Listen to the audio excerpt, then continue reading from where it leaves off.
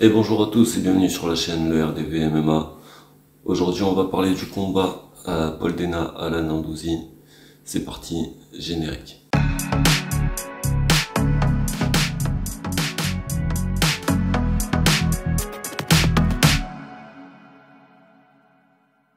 Bon alors du coup, Paul Dena, premier round, qui amène au sol du coup Alan Nandouzi. Il surprend tout le monde, il surprend son adversaire.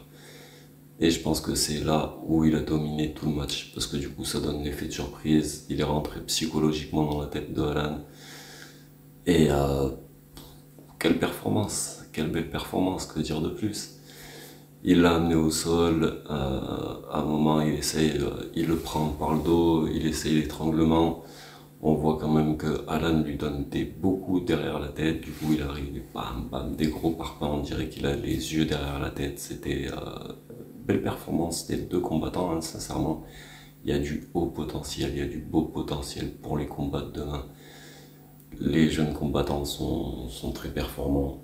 C'est joli à voir, sincèrement. C'était un beau combat.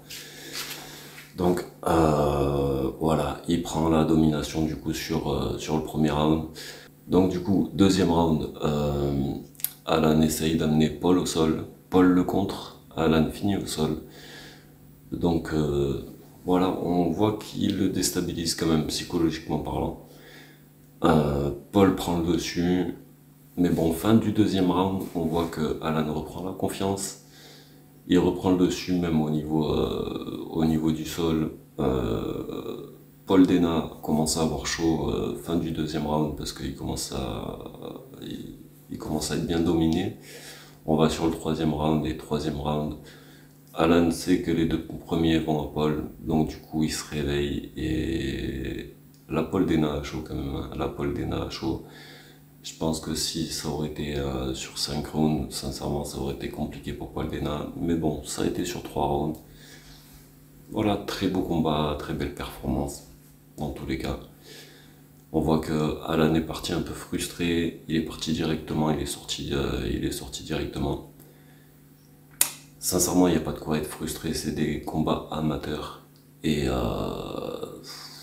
les combattants de demain, ouais, sincèrement, il y a du haut niveau, il y a du haut niveau.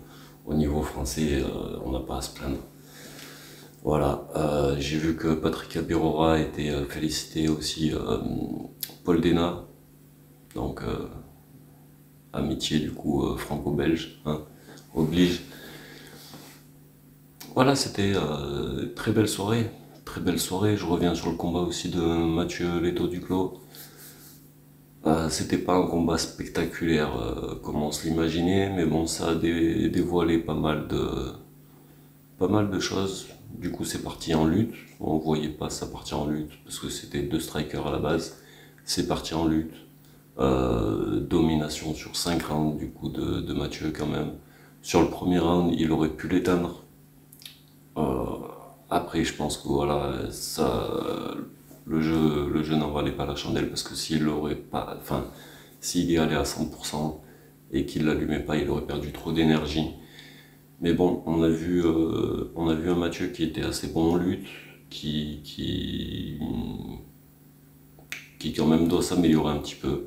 Lutte, grappling, essaye quelques soumissions, mais domination totale. Comme il dit, il garde la ceinture à la maison, c'est ça l'essentiel.